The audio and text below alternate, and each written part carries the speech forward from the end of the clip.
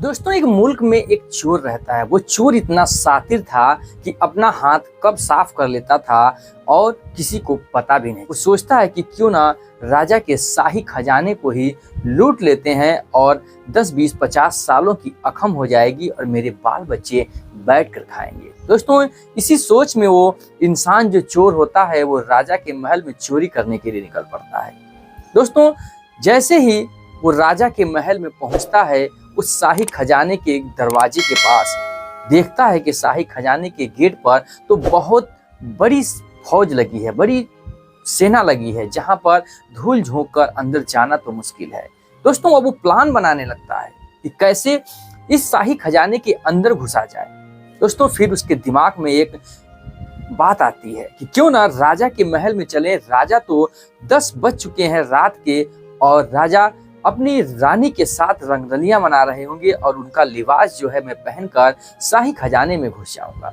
दोस्तों, वो निकल पड़ता है राजा के जो है कि विश्राम गृह के तरफ। दोस्तों, वहां पर जब पहुंचता है विश्राम गृह पे, तो वहां से जब खिड़की से झांक कर देखता है तो राजा के बगल में रानी अर्धनग्न कपड़ों में बैठी थी। दोस्तों, रानी इंतजार में थी कि राजा उठेंगे और हमारी जो है कि अंदरो आत्मा, हमारी अंदर की आत्मा को शांत करेंगे और उसके बाद सो जाएंगे।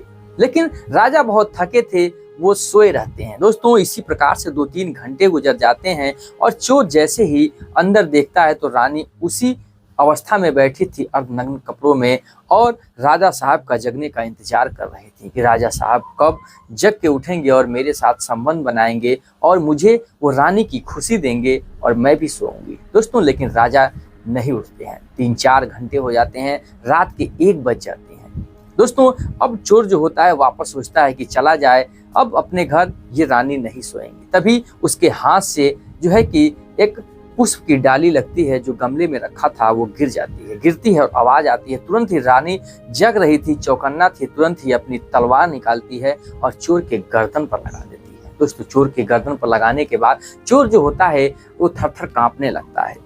कहता है कि रानी मुझे माफ कर दो, मैं कोई ऐसा वैसा चोर नहीं हूँ, मैं तो सिर्फ आपके महल में आया था और राजा साहब का लिबास चुराने के लिए। मैं बहुत ईमानदार हूँ, मेरे बीवी बाल बच्चे हैं, सब कुछ हैं, वो अनाथ हो जाएंगे। रानी कहती है ये सब मैं नहीं जानती हूँ, तू चोर है मैं ये जानती हूँ। वो जो होता है चोर कहता है कि मुझे जो सजा दो मंजूर है, लेकिन मेरा सर कलम मत करना। रानी कहती है ठीक है, मैं जो सजा दूंगी वो तुम्हें मंजूर करना होगा, तभी मैं यहाँ के राजमहल से छोड़ूंगी, नहीं तो चोर करार देके तुम्हें दंडित किया जाएगा। जो चोर होता है वो पूछता है कि मुझे क्या करना होगा। रानी जो होती है वो कहती है कि तुम्हें मेरे साथ संबंध बनाना होगा, मेरे आत्मा को संतुष्ट करना होगा, नहीं तो मैं तुम्हारा सर कलम कर दूंगी। जो चोर होता है वो गिड़गिड़ाने लगता है कि मैं कहाँ चोर, आप कहाँ जो है कि राज की महारानी राजा की रानी है और दोनों का मेल कैसे होगा। रानी कहती ये सब मैं कुछ नहीं जानता हूँ, धन दौलत के आगे इस हुस्न का क्या, इस जवानी का क्या, जो कि मेरी जो है कि अंदर की आत्मा ही संतुष्ट ना हो। दोस्तों, लाख मनाने के बाद भी चोर को रानी नहीं मानती है और वो संबंध बनाने पे मजबूर कर देती है। कहती है अगर करना है तो करो, नहीं तो तुम्हें सर कलम कर दिया जाएगा। दोस्तों, मजबूरन चोर को मानना पड़ता है। तभी वो कहता है कि जरा टॉयलेट कराएं, नहीं तो हम आपके साथ संबंध कैसे बनाएंगे। दोस्तों, वो समझ जाती है कि चोर को टॉयलेट लगी तो वो जाने देता है। टॉयलेट के बहाने वो उस गेट से भाग निकलता है। वो जाकर बाहर दरवान से पकड़ लिया जाता है। दरवान जब पकड़ लेता है तो चोर वो सारी कहानी बताता है जो रानी ने जो उस चोर से कहा था। दरवान जो होता है वो कहता है कि मैं तेरा सर कलम कर दूंगा अगर तू जो है कि राजा को जान से नहीं मरवाया और रानी के संबंध से नहीं बनवाया, तो मैं राज्य में पूरा हल्ला कर दूंगा, शोर कर दूंगा और मैं राजा का सबसे बड़ा सिपाही हूँ, बहुत आज्ञाकारी सिपाही हूँ, नहीं तो मैं तुम्हारा जीवन बर्बाद कर दूंगा। मजबूरन अब वो फंस जाता है। चोर जो होता है कि अब क्या करे, पहले तो रानी के साथ संबंध ही बना था, अब तो उसका जो था सवाल था कि राजा का खून भी करना है। मजबूरन वहां से घूम के आता है और रानी खुश थी कि टॉयलेट करके चोर जो है आ गया। दोस्तों, रानी फिर सज धज के तैयार थी, वो अर्धनग्न कपड़ों में वैसे भी थी, अपने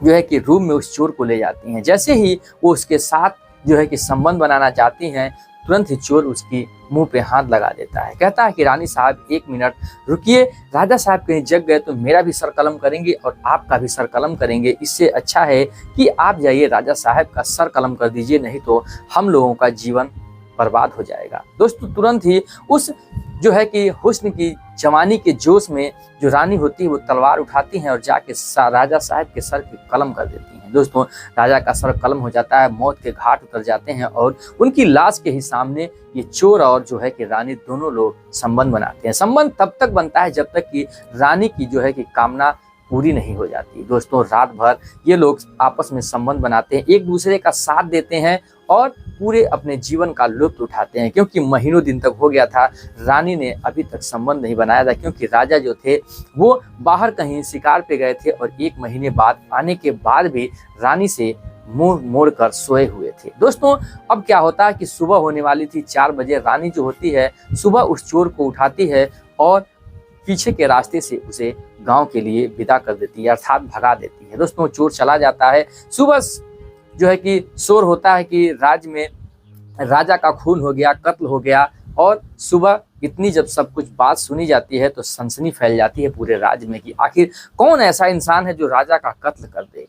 जो दरबान होता है वो तो जानता है कि क्या कुछ मामला था, वो समझ चुका था कि उस चोर ने ही राजा साहब का खून कर दिया या फिर रानी ने किया। दोस्तों लेकिन सुबह एक मोड़ फिर आ जाता है, एक फिर कहानी मोड़ ले लेती है, क्योंकि रानी जो होती है वो राजा साहब के साथ सती होने का फैसला लेती है। दोस्तों जो है कि सती होने का जब फैसला लेती है, राज्य में कोई भी उन्हें रोक नहीं पाता। उनका लास्ट वो डिसीजन था, क्योंकि वो सोचती हैं कि अगर मैं सती नहीं होती हूँ तो मेरे ऊपर ही इनके खून का इंजाम लगेगा और मुझे बहुत ही जो है कि बड़ी सजा मिल सकती है।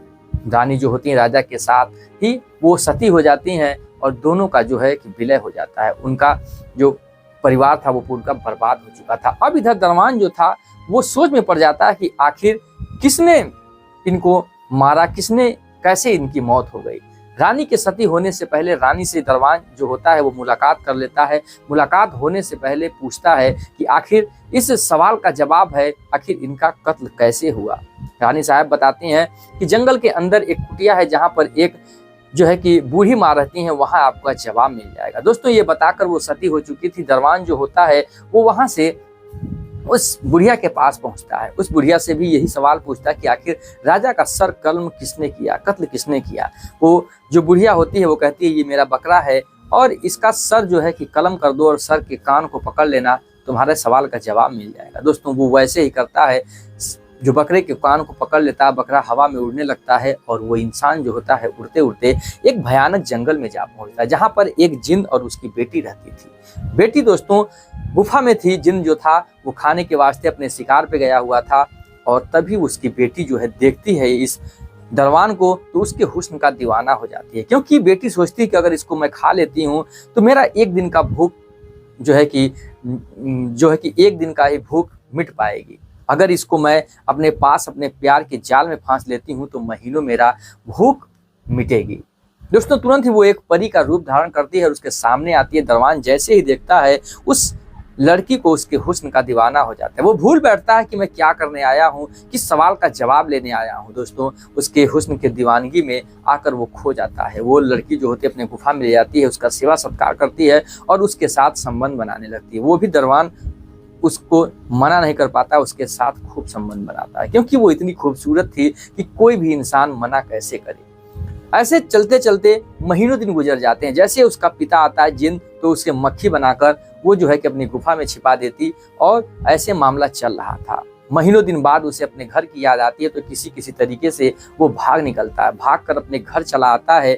आने के बाद फिर होता क्या है कि 1 महीने तक अपने परिवार में रहता है। फिर उसके उस परी की याद सताने लगती है, उस जिंद की बेटी की याद सताने लगती है।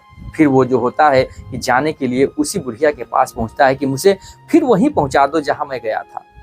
कहती मेरे पास तो कोई बकरा नहीं, ऐसा करो अपने बेटे को ले आओ, उसका सर कलम कर दूंगी और तुम वहीं पहुंच जाओगे। दोस्तों अपने बेटे को ले आता है, तलवार उठाता है सर कलम करने के लिए। बुढ़िया हाथ पकड़ के रोक देती है कि तुम्हारे सवाल का जवाब मिल गया। राजा को ना चोर ने मारा, ना रानी ने मारा, इस हुस्न की जवानी ने मारा, क्योंकि वो प्यार में अंधी हो गई थी, उस काम वासना में अंधी हो गई थी जिसकी वजह से उसने खून कर दिया और अपने राजा को ही मौत के घाट उतार दिया और अपनी आत्मा की संतुष्टि कर ली। अपने आप के शरीर को संतुष्ट कर लिया। दोस्तों उस दरबान के इस सवालों का जवाब मिल जाता है, वापस फिर वो उसी राज्य में पहुंचता है, अपनी जो है कि नौकरी का भीख मांगता है, फिर उसी राज्य में वो नौकरी करने लगता है। राज्य में उसका जो बड़ा बेटा था वो राजा बन चुका था और राजपाट सब कुछ अच्छे से चल रहा था। दोस्तों चोर भी अपने जीवन में हंसी खुशी अपनी लाइफ में जीवन जी रहा था और अपने बेटों बच्चों में खा पी कर जो है कि मेहनत करके अपने जीवन को चला रहा था। दोस्तों कहानी सुनाने का मकसद हमारा किसी की भावनाओं को ठेस पहुंचाना नहीं, बल्कि आपको जागरूक करना है कि दोस्तों घटना किसी के साथ हो सकती है, जवानी के जोश में या किसी भी जोश में अंधे होकर कोई भी कदम ना उठाएं। दोस्तों फिर मिलेंगे ऐसी इंटरेस्टिंग और इमोशनल कहानी लेकर। जय हिंद, जय भारत, वंदे मातरम।